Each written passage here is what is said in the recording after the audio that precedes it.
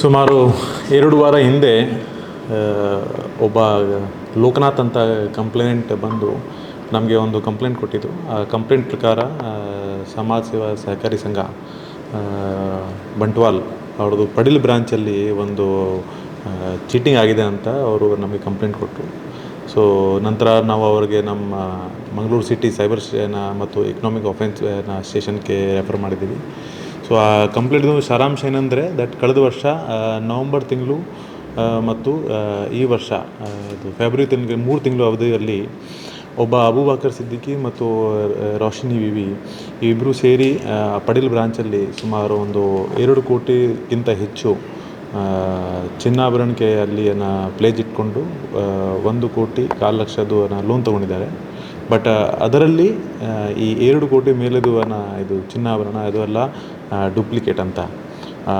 ಅದರಲ್ಲಿ ಒಬ್ಬ ಪ್ರಶಾಂತ್ ಪೂಜಾರಿ ಅಂತ ಅವರು ವಿವೇಕ್ ಆಚಾರ್ಯ ಅಂತ ವ್ಯಾಲ್ಯೂಯರ್ ಗೋಲ್ಡ್ ವ್ಯಾಲ್ಯೂಯರ್ ಕೂಡ ಅವ್ರ ಜೊತೆ ಶಾಮೀಲಾಗಿ ಆ ನಕಲಿ ಗೋಲ್ಡ್ಗೆ ಇದು ರಿಯಲ್ ಗೋಲ್ಡ್ ಅಂತ ಸರ್ಟಿಫೈ ಮಾಡಿ ಅವ್ರಿಗೆ ಲೋನ್ ಕೊಟ್ಟಿದ್ದಾರೆ. ಸೊ ನಂತರ ನಮ್ಮವರು case different section of IPC case ದಾಖಲು ಮಾಡಿ, ಯಾಕೆಂದರೆ ಇದು ಕಳೆದ ವರ್ಷ ಆಗಿದ್ದರಿಂದ ನಾವು IPCಯಲ್ಲಿ ಕೇಸ್ ದಾಖಲು ಮಾಡಿದ್ದೀವಿ. ಸೊ ಕೇಸ್ ರಿಜಿಸ್ಟರ್ ಮಾಡಿಕೊಂಡು ನಮ್ಮವರು ಪಡಿಲ್ ಬ್ರಾಂಚಲ್ಲಿ ಇನ್ಸ್ಪೆಕ್ಷನ್ ಮಾಡಿದರು. ಇನ್ಸ್ಪೆಕ್ಷನ್ ಸಮಯದಲ್ಲಿ ಅಲ್ಲಿ ಈ ಚಿನ್ನಾಭರಣ ನಮಗೆ ಸಿಕ್ಕಿತ್ತು. And when we verified through the certified gold value, ಆವಾಗ ಅವರು ಹೇಳಿದ್ದಾರೆ ದಟ್ ಇದು ಡೂಪ್ಲಿಕೇಟ್ ಅಂತ.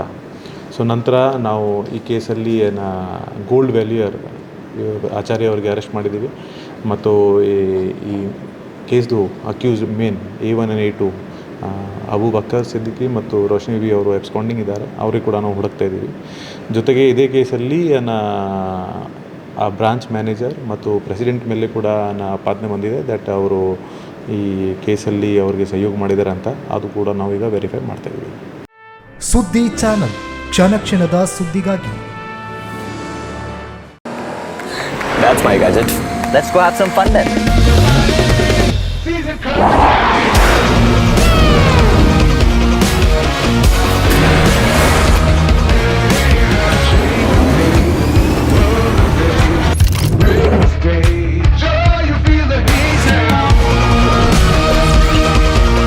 Introducing the hot and techy Brezza SCNG. Cool new SCNG tech for a cool new generation.